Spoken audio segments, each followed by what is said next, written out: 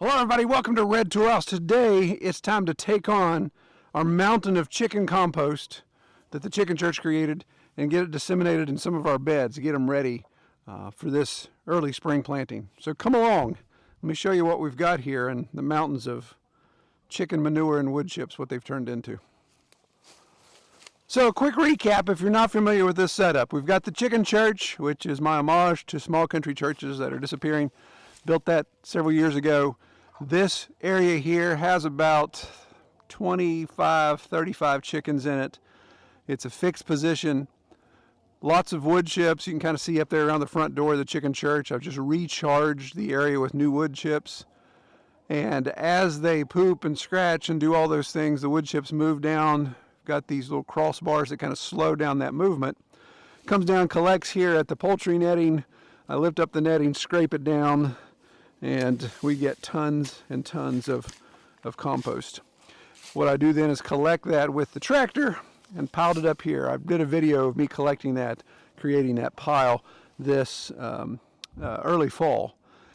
And some other layouts, you guys are standing in the garden proper there, but the way this works as well, any overburden of nutrient, if we have a heavy rain event or anything and we get a lot of that nitrogen from the chicken manure, it slowly pools here, actually comes towards you guys. There's a little tiny ditch line, comes right in front of you all, and slowly drains to the back side of the garden where I have a cofferdam that I've made out of logs that are, of course, rotting and breaking down in soil. And then I have two really nice Adams elderberry bushes planted there. So they're, of course, thriving and flourishing in that. And the whole plan of that is, of course, to keep nitrogen from going over the hill into the water system. We want to keep all of that here. And with the leaves from all of our trees, the wood chips that we're producing, then we've got a lot of carbon to soak up a lot of that nitrogen.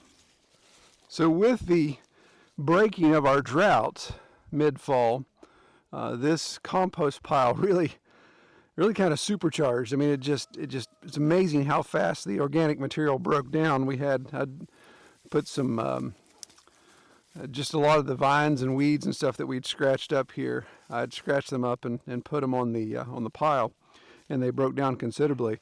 And obviously hit some of my elderberry, because I have elderberry growing out of the pile now. Last week there's a huge elderberry, root ball about that big. It sprouted like crazy. So I went ahead and transplanted it into one of the raised beds, and then I even have some wild blackberry coming in on top. You can see where the chickens have been coming in here and digging out and finding little nutrient or little morsels of critters and things. And that's what's neat. The fact that this is south facing, this compost pile is getting a lot of sun, and even though we've had temperatures down in the teens Fahrenheit, the plant life is still growing. What I want to do with this is get my new raised bed around the porch that I built here recently, did a video about that. I want to get it filled and then top off some of our existing beds because I'm really far behind on garlic. I got to get my garlic in the ground, and I need to top off one of my beds. And a strawberry bed, I want to top it off as well and replant my strawberries because the deer have worn them out. So since it is Christmas time, we will be doing the Christmas labor method, or what I like to refer to the Emmanuel method. So no, if you watch the video where I built the raised beds, the plan was to use the tractor once the ground froze to come back in here and just scoop up a couple bucket loads, be done in about 10 minutes, and move on to the next project. Well, we've gone the opposite direction. It's going to be almost 60 degrees today, and the forecast doesn't look very cold for quite a while. So I got to quit waiting since we're in between the holidays right now, and at that time I'm going to get this stuff taken care of manually. And with all the things I ate for holiday, it's probably best that I do manual labor. So I think what I'm going to do is we'll flip over to time lapse, because when I edit that, it really invigorates me to see how fast I can get stuff done. So I really wish I could work that fast in real time.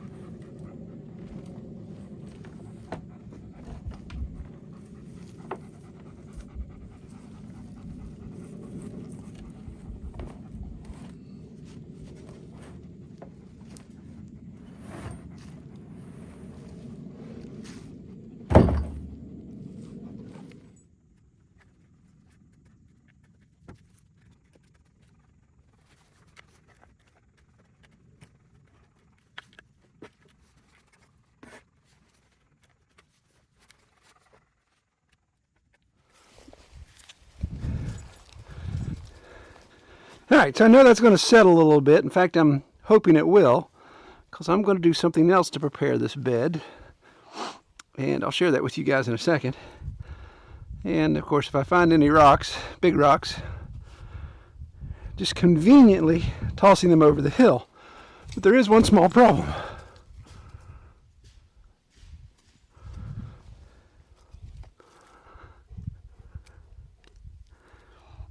That problem is they don't stay gone for long.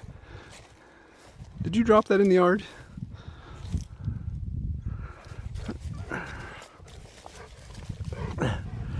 So he brings it back up so we can find it with a lawnmower.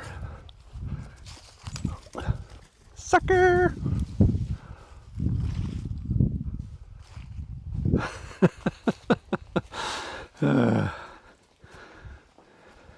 Get a retriever, they said. It'd be fun.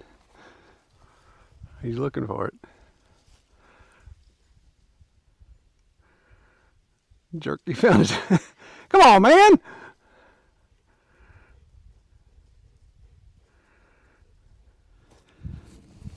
All right, so I went down to the wood shop and collected a trash can full of planer shavings. So this is primarily, what is this primarily? Oak. So red oak, actually the same material the raised bed's made out of. Primarily red oak, a little bit of sugar maple in it. And there is a method to my madness, at least in my mind. We'll see how it goes. But it's not something I can obviously illustrate immediately. But we're going to be, and I hesitate to even talk about it, I'm going to be doing an experiment. I've tried it once with pine shavings and it didn't do as well because I think the pine shavings were too big. So we're going with a finer, planer shavings here. And it's going to involve a regular introduction over the winter of urea. We'll just put it that way. Of liquid urea. And I just want to see how the carbon nitrogen game is played, especially in the wintertime where we don't have the temperature, but we'll have sunlight, we'll have plenty of moisture, not only from the urea but from rain. And like Joel Salatin always talks about the carbaceous diaper that he has for his pigs in the winter in the barn, and how that reduces odor and causes some great compost building. So since we're not planting anything in this until we get into the growing season, then that gives me time, gives me several months to experiment, see how that's going to go. And I think the cats will love it as a litter box as well. No, not the intent, but we'll see how this goes. If all else fails, it's just a little bit of a ground cover to keep my good compost from getting broken down by the sun and the rain and the wind. And you may think, well, isn't this going to rob all the nitrogen out of your soil when you go to plant? Yeah, if it's not broken down the way I'd like it to be, I'll just scrape it off. No big deal. So obviously I shouldn't leave things unexplained, but hopefully in good couth and modest taste. There will be daily deposits of liquid urea inserted into this bed, and we'll make sure we do it when there's no traffic on the county road, since all the leaves are off the trees across the valley from the county road, people can see.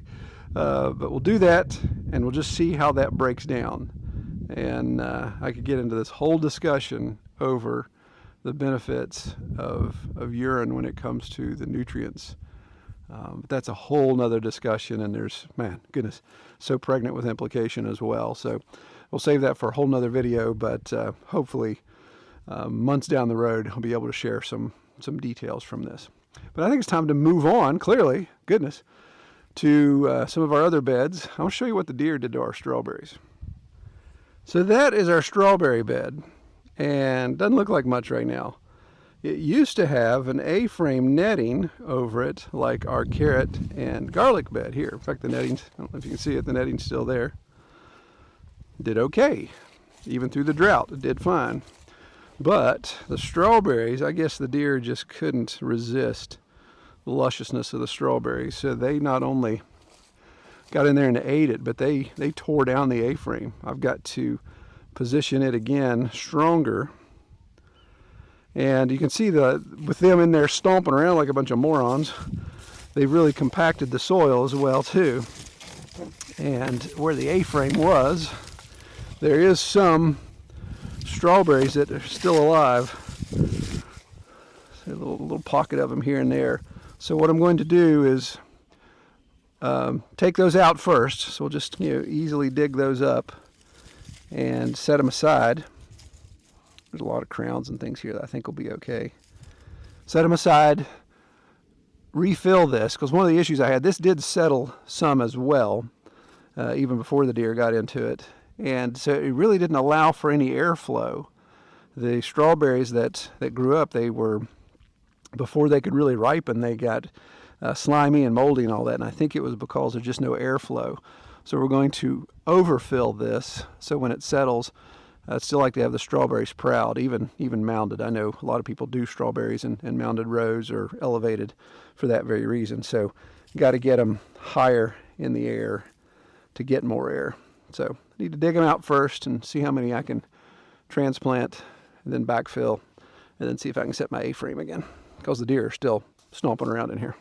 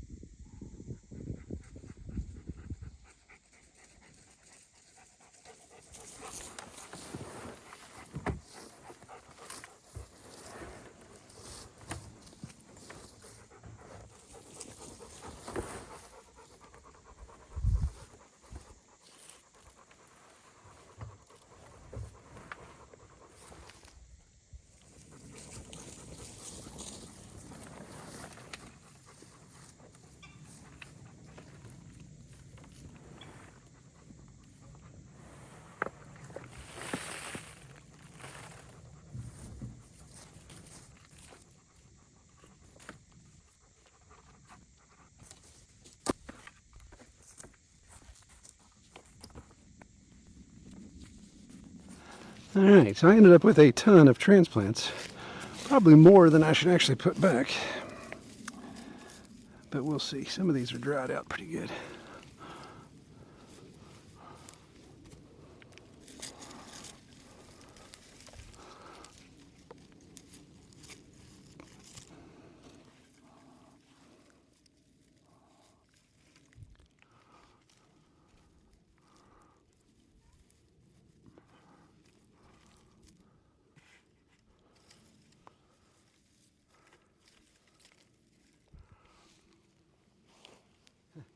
Yeah, I still have more than half a bucket of transplants left, so we'll see about that. But now I want to put a heavy layer of straw over top, and then we're going to lay our protector frame back out again to see if that'll deter the deer for the winter time.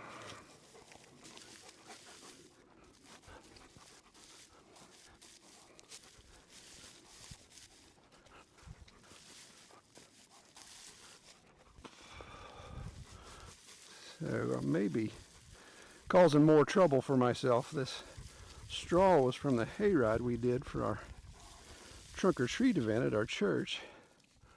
And it was straw and hay, multiple bales on the trailer. And it looks like we've got a little bit of sprouting. So this straw either had some grain seed in it still, or some of the hay seed has fallen down into it. And I'm seeding my strawberry patch with hayseed. Oh well. There is one benefit of the ground not being frozen right now.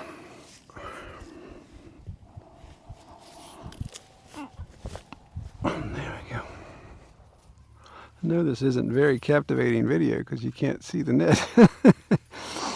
It's kind of like the emperor has no clothes type of thing. Trust me, it's there.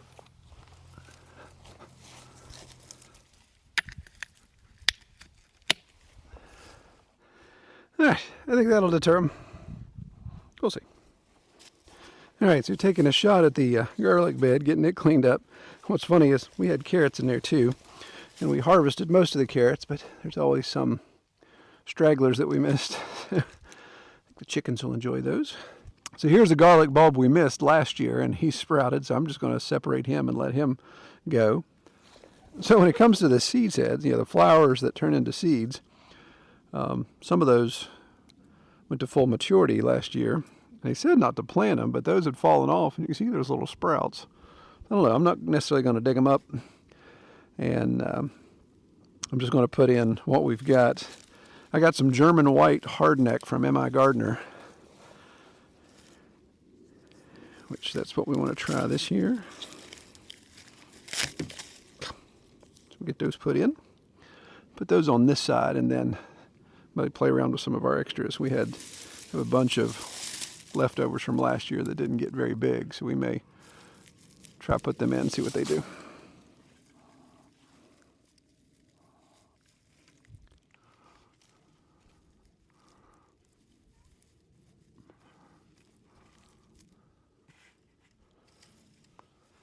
All right, so that's pretty good. I got all the garlic in, and of course my strawberry bed, everything's set to go here, and then even a half bucket of strawberry transplants I had, I went ahead and just put them over here in the garden in a bed that we didn't use last year, and just kind of put those there in case I need to move them again, and put some fence, some welded wire over top of it to keep the chickens from digging them up, because anything green this time of year, they're on it like crazy.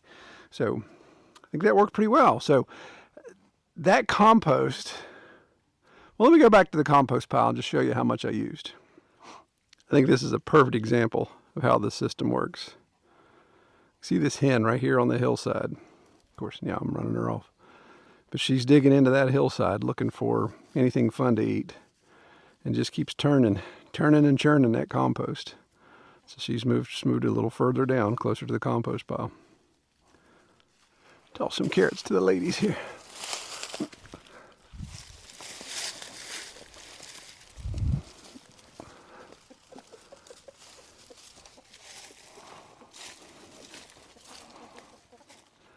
So I chiseled into the face of this decently.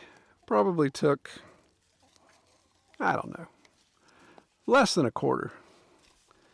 And it amazes me how, even with all the rain we've had recently, how dry that is.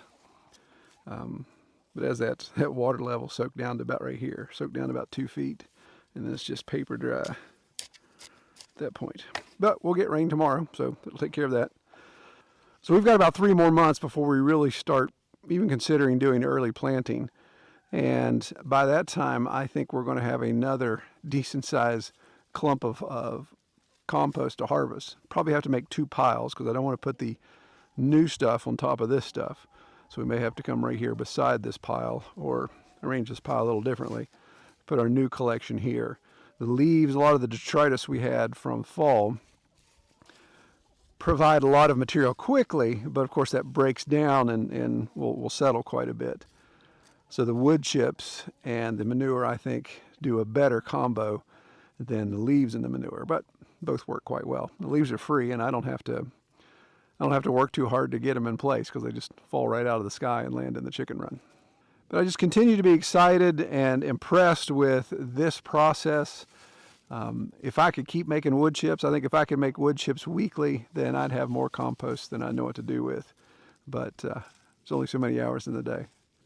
If you're watching this on the Sunday it was released, then we are quickly approaching the new year, and I pray that you have a joyous and prosperous new year.